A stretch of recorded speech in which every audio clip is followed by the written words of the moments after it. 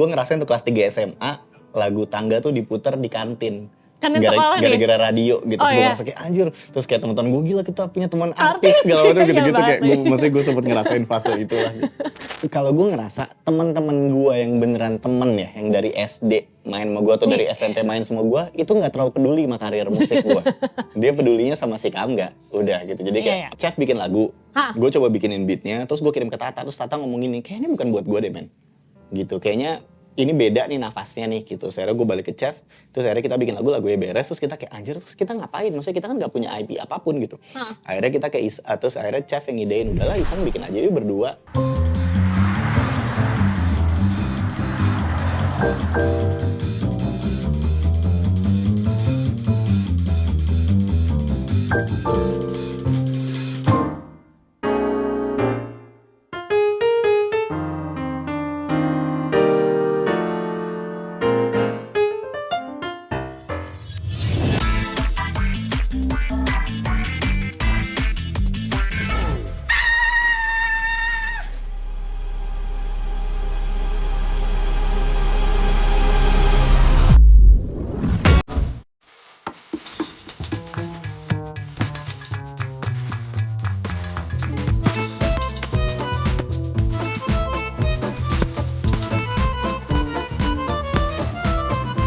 Selamat datang di Office Hour.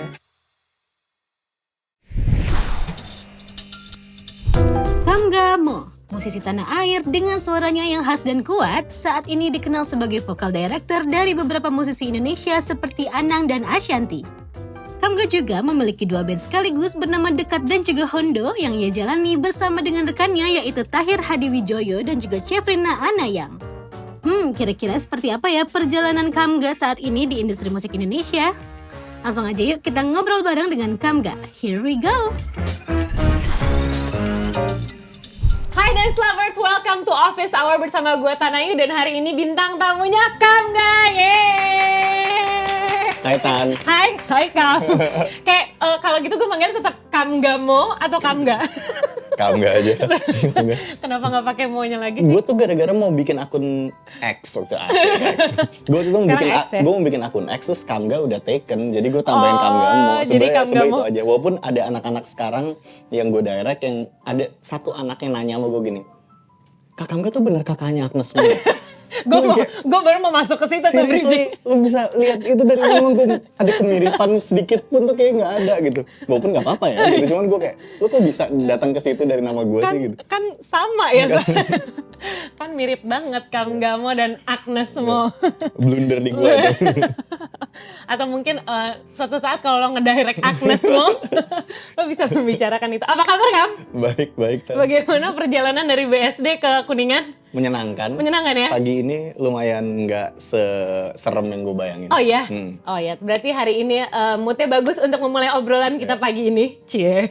Sebenarnya kalau mau ngobrol sama Kamga kayak udahlah nggak usah diobrolin deh. Apa sih ngobrol? Apa sih ngobrolin apaan sih? Oke, jadi Dance Lovers menurut gue Kamga ini salah satu musisi yang menarik banget buat dikulik perjalanannya. Kenapa? Karena mungkin dari kemarin kita biasa ngomong penyanyi, band gitu, musisi yang berada di depan layar. Nah Kamga ini ngerasain semuanya. Iya gak sih? Lo ngerasain ada di depan, struggle as a musisi yang berada di industri, musisi independen, sampai lo jadi orang yang membentuk seorang artis di belakang layar sekarang. Oke, tapi sebelumnya gue mau nanya, ini mungkin kita gak pernah, ini sesuatu yang gak pernah gue obrolin sama lo kayaknya. Wow, oke, apa tuh? Perjalanan awal lo, kenapa lo pernah deh kita obrolin tapi kita ngomong sama Dance Lovers. Jadi apa yang pertama kali lo menyadari bahwa kapan dan apa kayak lo menyadari kayak gue di musik deh, dan apa yang bikin lo aware di mana dan kapan? Oke, kejadiannya itu gue inget banget, gue kelas 5 SD. Di kelas gue tuh gue anak bully gitu, karena kan gue item sendiri dan itu item tahun 90-an ya. Jadi kayak belum ada, orang belum tahu Will Smith siapa tuh belum tahu gitu. Will Smith udah ada, tapi Bogor belum kena gitu, belum kena nih. Tontonannya masih TVRI waktu itu ya. Tontonannya nggak ada yang kayak gue gitu. Jadi kayak ya biasa lah gitu ya, standar anak-anak kecil lah gitu. Sampai akhirnya ada satu lomba nyanyi. satu kelas gue nggak ada yang mau ikut, orang udah si Kamga aja gitu. So, akhirnya karena gue nggak berani ngelawan, akhirnya gue nyanyi lah gitu. Tapi mereka tahu lo bisa nyanyi atau mereka berasumsi aja? Gue aja nggak tahu gue bisa nyanyi, dan gue yakin mereka belum punya asumsi orang hitam biasanya bisa nyanyi, karena zaman itu belum ada kan gitu. Terus akhirnya gue nyanyi, ternyata gue juara 1. Gue nyanyi Surga di Telapak Kaki Ibunya Dea Ananda. Yang mana itu lagu? Surga di telapak kaki ibu. Oh, itu, iya. itu. Karena gue sekolah Islam kan. Terus gue nyanyi, tiba-tiba gue menang. Terus gue ngerasa saat itu tiba-tiba pandangan teman-teman gue terhadap gue berubah. Awalnya gue kayak Kamga yang hitam. Sekarang tuh jadi Kamga yang hitam yang bisa nyanyi gitu. Dan gue kayak gue nikmatin ini deh. Gue nikmatin perubahan ini. Akhirnya gue langsung bilang sama nyokap gue, "Mam, Kamga mau les nyanyi." Gitu. Udah, akhirnya gue les nyanyi, dan di situ gue ngerasa pokoknya gue nemuin tujuan hidup gue adalah gue mau les nyanyi supaya orang semua tahu gue bisa nyanyi, jadi gue punya banyak temen. Udah, goalnya itu doang. Lucu banget. Goalnya udah itu doang, tapi ternyata keterusan sampai sekarang. Jadi berarti itu umur berapa tuh ya? Kelas 5? Kelas 10, 11 tahun. Ya 11 tahunan. Berarti di situ lo aware, lo baru menyadari bahwa gue punya talent di dunia ini gitu. Iya, kayaknya ini deh yang harusnya gue lakuin gitu. Berarti abis itu lo les nyanyi terus tuh? Abis itu gue les nyanyi sampai kelas 3 SMA. Ya lama juga dong. Lumayan, iya. Gue les nyanyi, tempatnya namanya Bina Seni Suara. Shout out buat Bina Seni Suara, walaupun sekarang udah gak ada. Bina Seni Suara tuh Elfas bukan sih? Bawahnya Elfas. Oh iya. Bawahnya Elfas. Nah terus dari situ, waktu itu kan belum ada era YouTube gitu-gitu kan. Dari situ lo berarti dari sekolah lo terus tampil di acara sekolah, atau akhirnya lo sampai bisa terjun ke dunianya kayak gimana? Gue dulu punya band namanya Forte, itu isinya ada Donald Iqbal, ada Ochan sama Yoga. Itu mereka kakak kelas gue setahun, jadi gue kelas 6 SD, mereka kelas 1 SMP. Terus kita bawain Acid Jazz, terus bawain Garage, ya terus sampai akhirnya ketemu Craig David gitu, dan gue ngerasa oke, ini gaya gue, dan si kakak kelas gue ini support gitu. Terus udah akhirnya kita ngeband sampai mungkin kayak gue kelas 1 SMA. Pas gue kelas 1 SMA, gue ketemu sama Johan Yahya, manajernya Tangga. Terus dia bilang kalau dia mau cari kelompok vokal dari tempat-tempat les, terus salah satunya gue yang di audisi. Terus tiba-tiba gue masuk 3 SMA, album pertama keluar. Gitu. Berarti itu album pertama 3 SMA lo Tangga berarti langsung meledak gak sih waktu itu? Iya, kita gede di album pertama. Jadi kayak tadi waktu pas lu ngomongin soal kayak gue ngerasain struggle di dunia musik gitu. Startnya enggak. Startnya sih oke banget, gue kayak ternyata mudah. Gitu. Oh gini doang gitu. Gini doang ternyata gitu. Iya, jadi udah pokoknya gue ngerasain tuh kelas 3 SMA lagu Tangga tuh diputer di kantin. Gara-gara radio gitu. Terus gue ngerasa kayak anjir. Terus kayak teman-teman gue, gila kita punya teman artis segala macam gitu-gitu. Kayak maksudnya gue sempet ngerasain fase itulah gitu. Oh, berarti lo waktu itu sempet 3 SMA tuh udah lo mulai merasakan dong jadi kebanggaan sekolah gitu ya? Tengil mampus. Star syndrome belum lo waktu itu? Ada gak sih kayak kelas 3 SMA tuh? Kan lo langsung cepet banget lo itu. Gini, menurut gue bukan star syndrome kalau lu sadar. Yang sadar star syndrome tuh teman-teman lu. Harusnya sih iya, nggak mungkin nggak. Tapi nggak ada yang ngomong kayak belagu lo nonton jadi artis sekarang. Ngomongnya sekarang. Jadi gue ada satu cerita. Jadi gue tuh orang kan suka berasumsi gue kayak ya Kamga orangnya ramah, Kamga orangnya humble segala macam bla bla. Sampai akhirnya pokoknya ada suatu hari ada orang ngomongin kayak begitu di depan gue. Terus di situ ada Teddy Aditya gitu. Oh iya. Which gue ngefans gitu. Ada Teddy, terus Teddy ngomong, humble apaan? Kamu lu inget gak sih dulu gue pernah ketemu sama lu di satu acara namanya Soul Nation. Jadi waktu itu pokoknya kayaknya Teddy belum rilis album pertama gitu. Tapi kan dia sempat nyanyi sama Beryl Kumaho Project kan.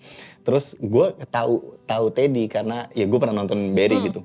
Terus Teddy bilang gini, lu inget gak dulu tuh gue lagi di Soul Nation lagi diem, terus gue liat lu gitu. Terus lu kayak wah anjir nih kayak Kamga. Tiba-tiba lu liat gue, terus gue nyamperin Teddy, terus gue gini, lo keren. Teddy yang kayak apaan sih? Gue kayak enggak, tengil sih gue dulu. Kayak gue dulu tengil deh, tapi gue gak sadar gitu. lo udah merasa, oh, mungkin itu lagi di umurnya ya? Iya, di umurnya. Itu lagi di umurnya. Lagi di umurnya. Makanya gue selalu nggak bisa, gimana ya, kayak gue ngerti kenapa misalnya kayak orang misalnya ngomongin, oh Justin Bieber sempat gila Iya. gitu segala macam bla bla gini. Gue yang kayak, iya gue paham lo liat dia gila.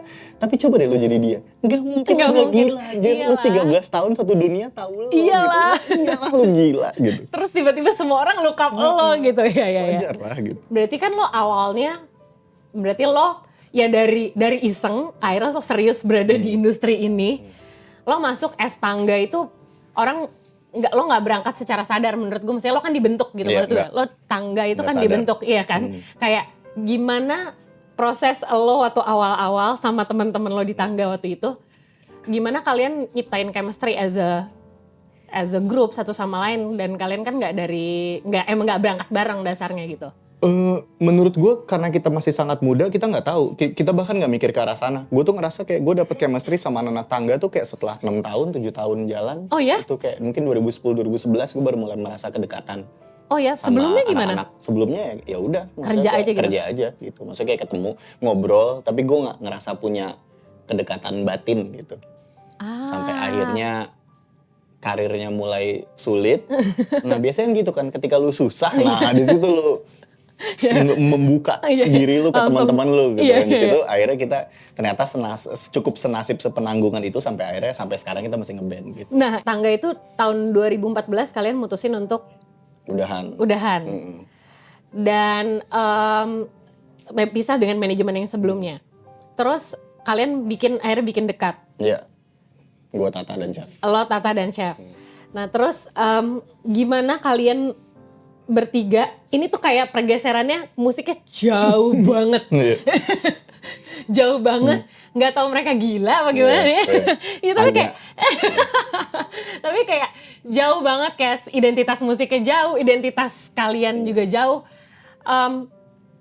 Kalian emang dari awal sebelum kalian pisah, kalian udah punya konsep ini, atau lo udah punya konsep dekat ini secara identitas pribadi lo, atau emang setelah kalian berpisah dari tangga gitu, keluar dari tangga baru kalian mencari identitasnya? Ketika itu kejadian kita ngerasa beda banget. Tapi ketika kita pikir-pikir lagi ternyata enggak. Jadi pokoknya dekat kenapa musiknya kayak begitu, karena kayak setahun terakhir sebelum kita akhirnya sama tangga udahan gitu, gue tuh sempat beli laptop gaming sama beli speaker ceritanya buat belajar produce gitu. Terus tapi gue nggak bisa main alat musik sama sekali. Jadi gue inget banget dulu tuh gue dapat satu software gratis namanya Analog Lab keluaran Arturia. Shout out Arturia. Shout out Arturia. Terus gue jadi cuma mencetin presetnya aja itu. Okay. Ada satu preset yang gue suka gitu. Ada satu preset yang gue suka, gue taruh beat di situ, gue kirim ke Tata. Terus Tata bikin rap di situ. Tata bikin rap segala macem. Kita bawa ke Mas Hari. Mas Hari bilang, ini bagus sih guys, tapi ini bukan tangga. Dia ngomong gitu. Gue nggak tahu gimana cara ini masukin tangga. Akhirnya Mas Hari kayak, gimana kalau gue bikin lagu baru dari si ide ini yang lebih tangga. Akhirnya udahlah, kita dapat lagu itu dulu, judulnya Siapa Namanya, dan itu nggak pernah rilis. Itu salah satu lagu tangga favorit gue yang tidak pernah rilis. Oh iya? Terus abis itu, tapi pokoknya ternyata arah itu pun masih terlalu jauh. Jadi arah yang si Mas Hari bikin ke lagu yang Siapa Namanya ternyata masih terlalu jauh dari tangga. Akhirnya kita mutusin buat bubar. Terus pas kita bikin band, kita kayak kan kita punya lagu ini. Kenapa kita nggak coba kerjain lagu ini serius? Kita kan sama produser waktu itu Anugrah Swastadi sama Marcel Nugraha. Terus kita godok si lagu itu, akhirnya jadi lagu judulnya Istimewa. Abis dari lagu itu, akhirnya kita mulai ngerjain tuh si lagu-lagu setelahnya. Dan pas lagu setelahnya jadi kita kayak anjir beda banget ya gitu. Cuman kalau kita tilik lagi ke belakang, EP dekat yang pertama emang agak rock, maksudnya kayak rock elektronik gitu. Tata pengen ngeband di tangga karena dia suka banget Limp Bizkit, pengen jadi Freders ya kan. Terus gua suka banget R&B dan gue dengerin hip hop. Si Chef doyannya Shakira, which tribal Latin segala macem. Pas dengerin dekat sekarang kayak anjir make sense semua gitu. Maksudnya kayak secara kenceng mungkin bukan gitar tapi bunyi synth kenceng. Secara beatnya agak Latin, agak African, iya kan. Gaya nyanyi Afrobeat gitu ya. Gaya nyanyi R&B hip hop. Dan menurut gue kayak ya ini emang kita ternyata gitu. Dekat tanpa kita sadarin waktu kita kerjain di awal. Jadi emang sebenarnya kalau dibilang belok banget sebenarnya tangganya yang belok. gitu dari Tangganya yang belok dari identitas kalian yang identitas kita sebenarnya. bertiga ya. Jadi kayak kalau gue Tata sama Chef ketemu dari awal 2005 nggak bakal laku. Ya, mungkin jadinya emang udah jadi dekat Emang dari udah awal. jadi gitu aja, Iya. iya. Nah, gimana Dance Lovers? Seru kan obrolan gue sama musisi-musisi Indonesia? Nah, sambil dengerin gue ngobrol-ngobrol sama para musisi, jangan lupa untuk cek link di bawah ini buat ngecek ada barang-barang seru apa sih di sini? Jangan lupa diklik ya.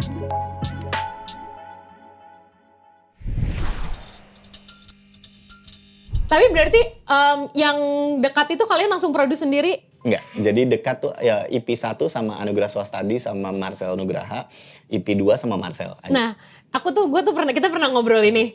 Menurut gue menarik karena lo kan tadinya vokal lo adalah instrumen lo adalah pita suara lo gitu vokal. Sampai akhirnya lo belajar produce segala macam. Itu mulainya kayak gimana? Ini menarik banget soalnya kayak gue aja pas denger kayak ini gila sih ini orang emang ngulik banget. Oke, mulainya gara-gara Marcel yang gue sayang banget ya.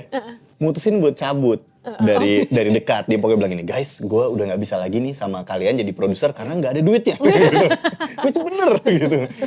Karena nggak ada duitnya, jadi kita pisah ya. Dah, gue harus kerja di tempat lain. Udah, akhirnya Marcel mencari peruntungannya di tempat lain.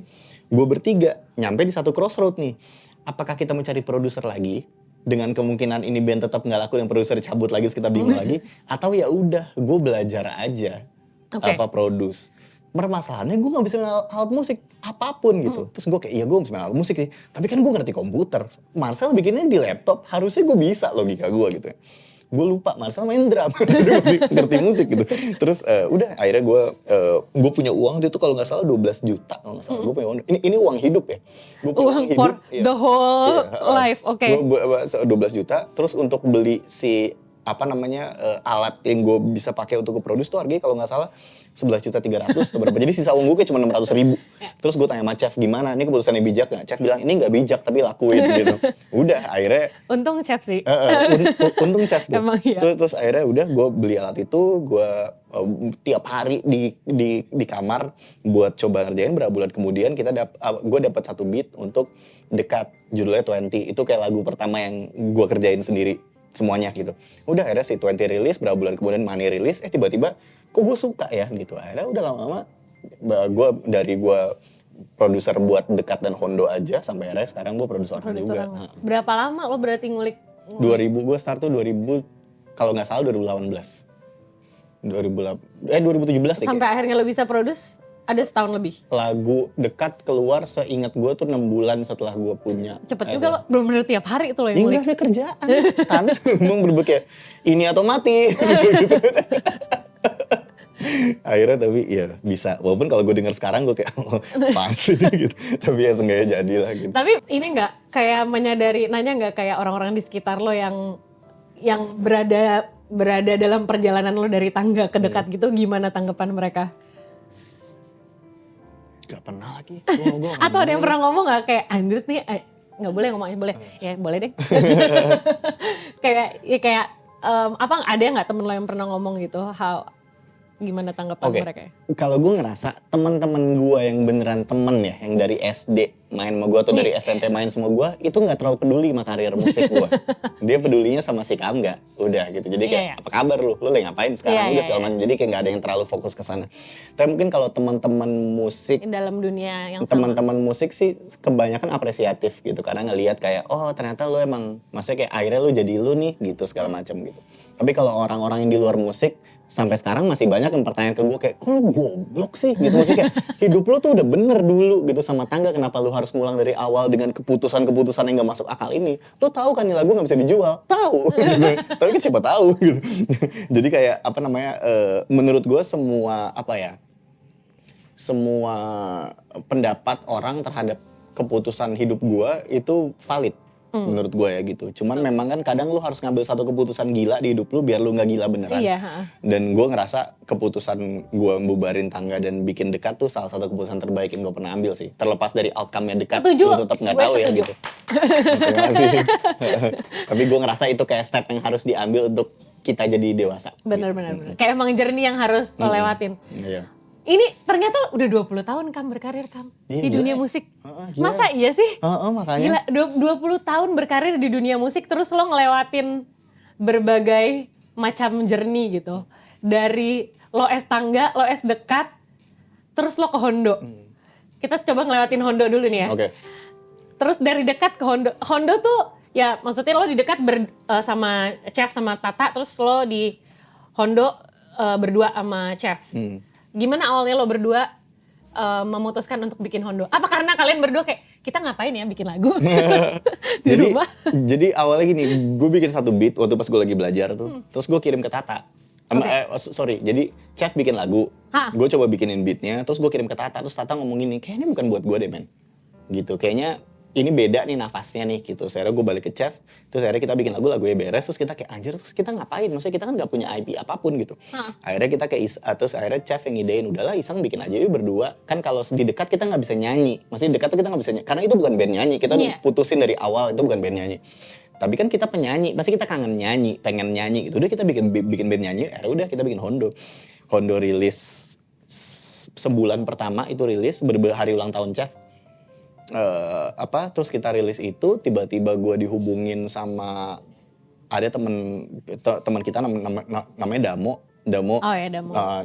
Damo bilang Widi Malik mau ketemu sama gue buat ngajakin gue. Dia ngomong deh kayak dia pokoknya ada satu orang lagi namanya Risma, manajer KPR, hubungin gue.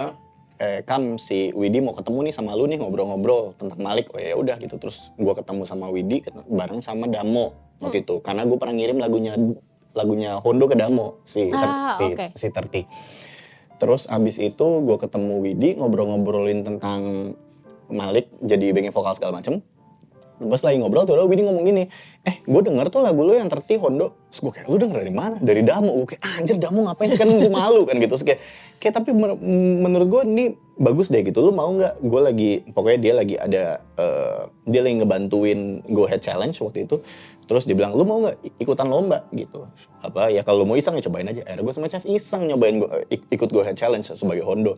Menang, ke Jepang.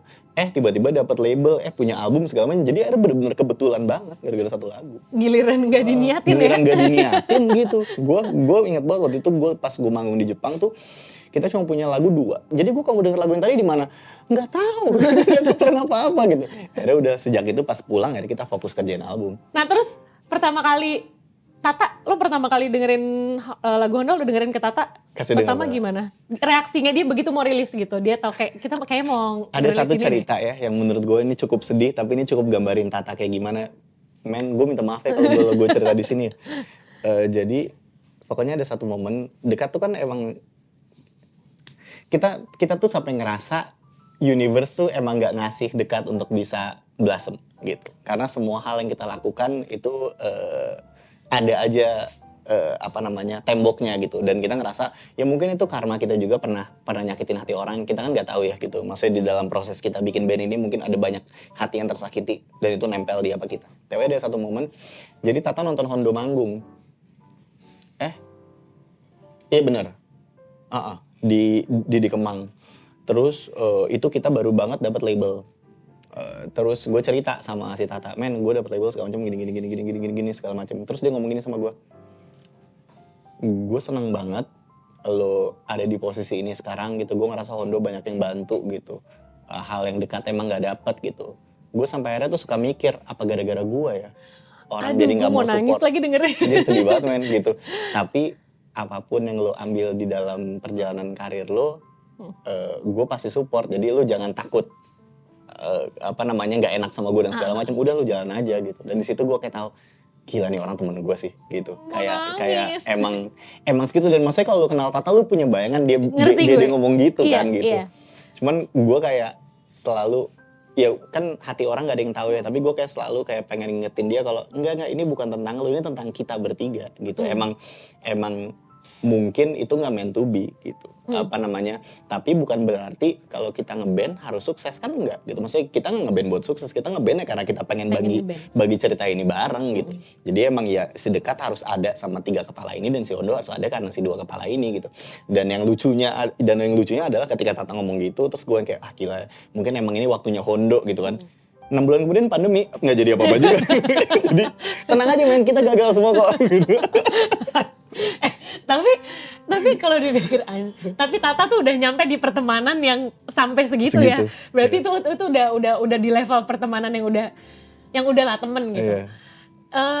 Berarti udah berdamai banget ya Kam, kayak sama seberapapun titik pencapaian Dekat, seberapapun titik pencapaian Hondo atau ya seberapapun titik pencapaian yang project-project yang lo kerjakan, lo udah seberdamai itu. Ya kan pasti proses ya gitu. Cuman gua akhirnya melihatnya gini, dulu tuh bukannya salah ya marah-marah ke dunia ya. Menurut gua tidak ada yang salah gitu. Maksudnya lu kan emang harus venting ya, kalau enggak lu sakit di dalam kan gitu. Cuman pada akhirnya gue selalu berpikir kayak ya mungkin memang hal yang terjadi di Dekat dan hal yang terjadi di Hondo adalah selain mungkin kita waktu keluarnya salah atau mungkin ya banyak faktor yang bisa menghalangi, mungkin emang lagunya belum seenak itu, mungkin gitu. Mungkin ada hal-hal yang dilaluin untuk kita bisa sulit untuk bisa nemuin pendengar yang cukup banyak yang bisa bikin kita bisa punya karir yang lebih baik. Tapi pada akhirnya gue lumayan paham. Karena gini, untuk lu bisa disukain sama banyak orang, lu harus punya relatability sama banyak orang. Sementara hal yang Dekat selalu usung-usungkan dari awal adalah ini lagu tentang kita bertiga. There's no way you can relate to it. Gitu. Ini tentang kita bertiga. Mungkin akhirnya akan ada irisan sama cerita hidup lo, tapi kita nggak pernah berusaha ngelakuin itu. Kita benar-benar bikin Dekat untuk kita. Sama kayak gue bikin Hondo untuk gue sama Chef bikin Hondo untuk gue dan Chef. Tapi mungkin karena konsepnya kontemplasi, jadi mungkin agak lebih relatable ya gitu sama orang-orang. Cuman pada akhirnya gue stop buat marah-marah dan stop buat nyalahin dunia, karena ketika gue dengar balik Dekat dan ketika gue dengar balik Hondo, terutama Dekat mungkin ya gitu ya, karena kalau Hondo udah ada di fase yang beda. Tapi ketika gue dengar balik Dekat, gue yang kayak gila, gue bangga banget loh, kita bikin ini ya, kita pernah punya ini gitu. Dan emang ini band buat kita bertiga. Jadi kayak selama kita bertiga happy sama ini, kita nggak bisa sebaik Tangga atau band lain ya gitu. Tapi kita tahu apa yang kita bikin di sini tuh spesial, kita ketemu di waktu yang spesial gitu. Tepuk tangan. Berarti emang Dekat is your happy space lah ya gitu, kayak your safe space. Masih banyak sebenarnya yang bakal diobrolin lagi sama Kamga. Abis ini kita membicarakan fase-fase perjalanan Kamga selanjutnya, karena banyak banget yang bakal diobrolin. Emang bener-bener vocal director semua band. Kalau ngobrol sama anak Malik, mereka selalu bilang kayak kita tuh business minded gitu. Jadi kayak kita business first, music second gitu. Jadi kayak kalau misalnya kayak ketemu gue nih tahun 2018 gitu, ditanya, lu bikin konten atau karya? Gue kayak karya lah.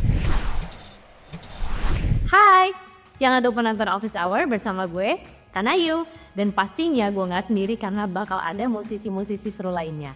Karena kalian mau nonton lebih lengkap, jangan lupa download Dancebook, karena kalian udah pasti gak bakal nyesel. Karena di Dancebook banyak banget konten-konten seru lainnya. So, langsung download ya.